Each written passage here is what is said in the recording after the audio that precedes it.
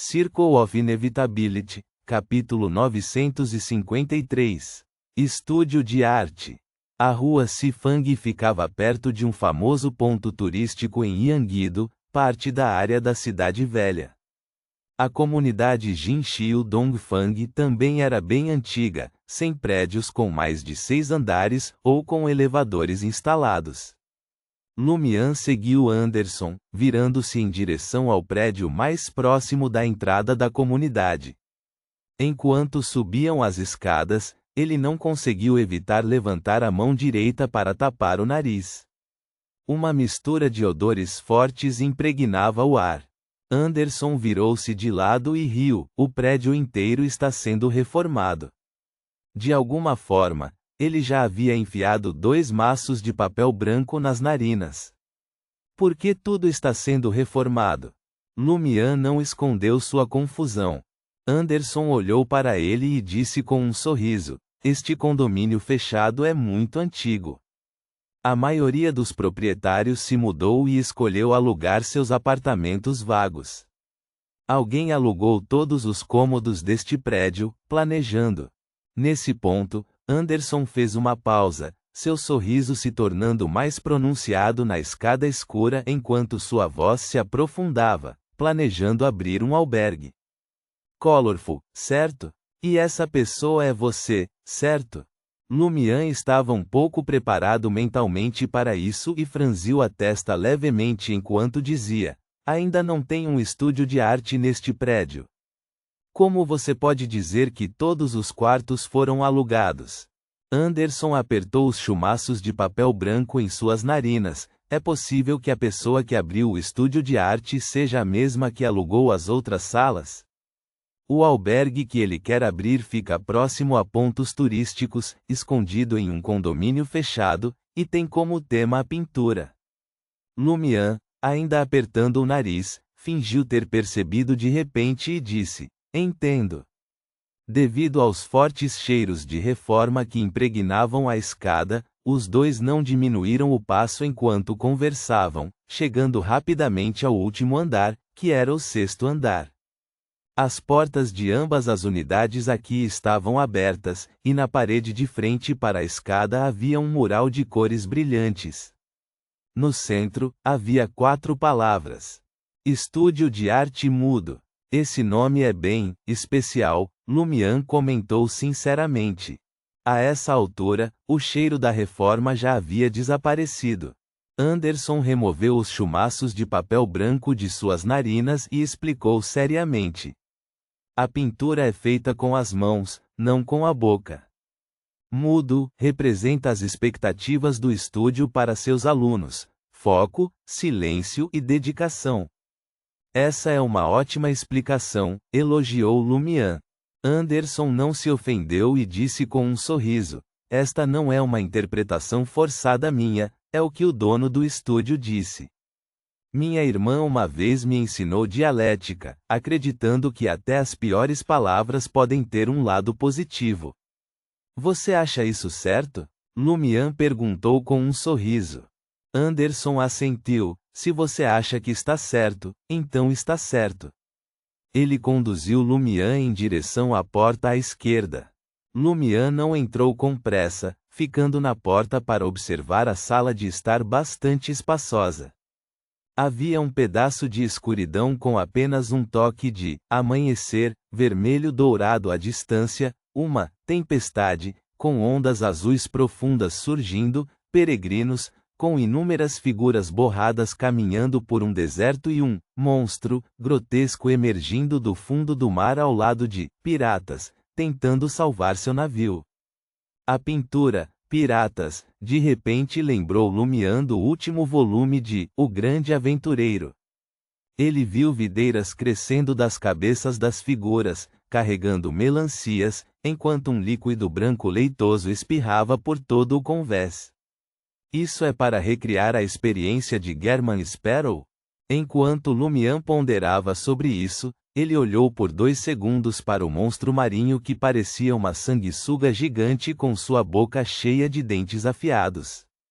Anderson caminhou até o cavalete no meio da sala de estar e se virou.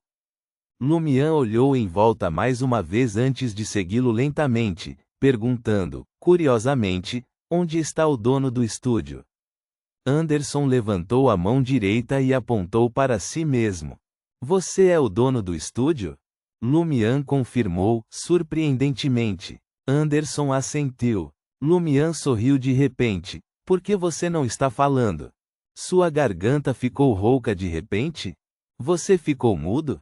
Anderson, vestindo a camiseta preta, começou a usar a linguagem de sinais. Lumian não conseguia entender o que ele estava dizendo, mesmo depois de observar por um tempo, e disse pensativamente: será que existe um aplicativo para traduzir a linguagem de sinais? Anderson pegou um pincel, pegou um pedaço de papel branco próximo e escreveu algo em vermelho escuro. Ao contrário de Lumian e dos outros, ele conseguia escrever na escrita comum da Cidade dos Sonhos. Lumian focou o olhar e viu uma frase escrita no papel branco: é melhor não falar no estúdio, trate-se como se fosse mudo. Lumian levantou uma sobrancelha, mas antes que pudesse falar, viu Anderson acrescentar severamente outra linha em tinta vermelha escura: você acabou de falar. Lumian de repente sentiu um arrepio na nuca, como se uma brisa fresca tivesse passado.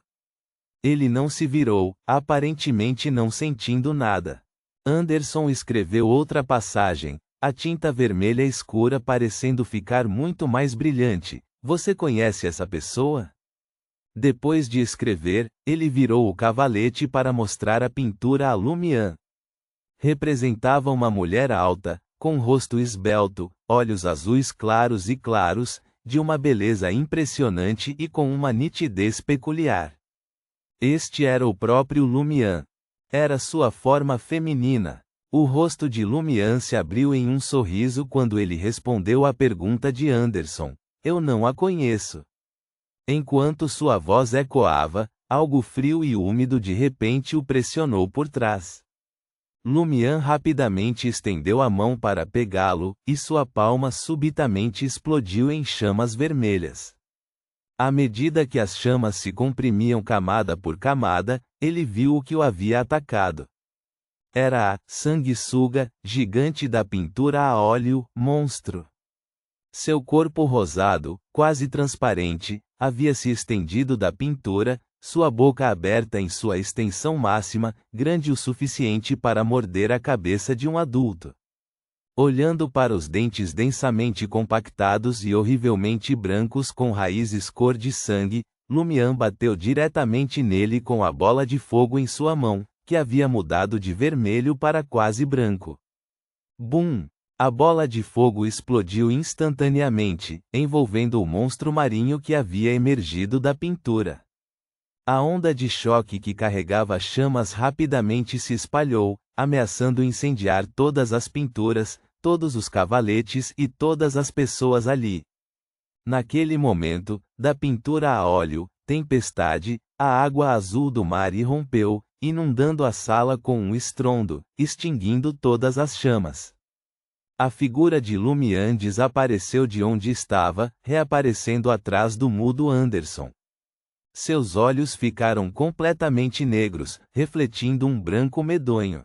Lumian cerrou o punho direito e o lançou para frente com um som de estalo, atingindo as costas de Anderson. Este soco, acompanhado de uma explosão estrondosa, rasgou a carne de Anderson, penetrou seu corpo e atingiu a pintura a óleo da forma feminina de Lumian e seu cavalete. O corpo mudo de Anderson se rompeu repentinamente, afinando rapidamente e se transformando em uma pintura de retrato com um enorme buraco. Este retrato, junto com a pintura a óleo da forma feminina de Lumian, foi inflamado por chamas vermelhas, transformando-se em cinzas pretas e claras em apenas alguns segundos. Quando o mudo Anderson voltou a se concentrar em uma pintura, tanto a água azul do mar que havia entrado na sala quanto os monstros marinhos que tentavam ansiosamente emergir desapareceram de repente, deixando apenas as pinturas a óleo imóveis. Lumian examinou a sala e descobriu que uma sanguessuga gigante estava de fato faltando na pintura, monstro. O chão do estúdio estava coberto de manchas de água e pedaços de papel queimados de forma incompleta. O lugar ficou estranhamente silencioso, sem nenhum ser vivo presente, exceto o próprio Lumian. Lumian então examinou os 2 cômodos que compunham o estúdio, não encontrando nenhuma outra anormalidade. Essas pinturas não eram mais assustadoras ou misteriosas. Ele saiu do local, desceu as escadas e viu os moradores da comunidade reunidos em pequenos grupos, olhando ao redor. Eles ouviram o som de uma explosão antes, mas não conseguiram encontrar sua fonte ou qualquer dano aos prédios da comunidade. Eles só puderam atribuir isso a um jato de caça de alta velocidade passando por cima. Lumian passou pelo grupo e retornou para a entrada da comunidade. De repente, uma pessoa refletiu-se em seus olhos. A pessoa tinha cabelos loiros e olhos azuis, vestia uma camisa branca e calças pretas, com as mãos nos bolsos, parecendo alguém observando a comoção. Anderson Rude. Ao ver Lumian, Anderson perguntou com uma expressão surpresa: "Você já está aqui? Você já entrou?" Lumian sorriu: "Tenho o hábito de chegar cedo." Anderson sorriu também: "Eu também." Quando Lumian se aproximou dele, ele perguntou com um sorriso: "Você se divertiu mais cedo?" "Muito." Lumian manteve o sorriso, dizendo significativamente: "Eu gostaria de fazer isso de novo." Anderson Rude assentiu levemente. Ele estava prestes a falar quando de repente olhou em volta. "Talvez na próxima vez," Anderson disse com um sorriso, desviando o olhar, "vamos manter contato via WeChat." Ele levantou a palma da mão direita, segurando o telefone. Ele não mencionou visitar o estúdio de arte ou perguntou se o amigo de Lumian estava interessado em fazer aulas. Lumian também não tocou nesses tópicos, acenado com a mão e dizendo: "Eu vou embora então." "Até mais," Anderson acenou de volta. Lumian passou pelo tutor em direção à beira da estrada. Um sedã cinza parou na frente dele. Lumian abriu a porta, entrou e disse a Anthony no banco do motorista: "Vamos para a Avenida dos Trabalhadores." Anthony assentiu e entrou no trânsito. Franca, Luo Shan e Zhou Mingrui combinaram de jantar na Avenida dos Trabalhadores hoje à noite em um restaurante de ensopado de frango com tarô. Enquanto o carro andava, sons de mastigação vinham continuamente do banco de trás. Reticências. Na Avenida dos Trabalhadores, dentro do restaurante de ensopado de frango, frango assado e Zhou. Franca e Luo Shan chegaram mais cedo, escolhendo uma mesa ao lado da janela. Elas pediram frango e tarô, mas ainda não selecionaram nenhum outro prato. Cada uma delas pediu uma garrafa de leite de soja gelado, não encontrando nenhum problema em Zhou Mingrui escolher um lugar tão barulhento e animado que não era burguês o suficiente para uma refeição. O que importava era se a comida estava gostosa. Por volta das 6h50 da tarde, Zhou Mingrui, vestindo uma camisa preta, entrou. Aqui. Luo Shan acenou alegremente. Zhou Mingrui passou por entre as outras mesas, aproximou-se e disse enquanto se sentava: "Aconteceu um trabalho extra antes de bater o ponto."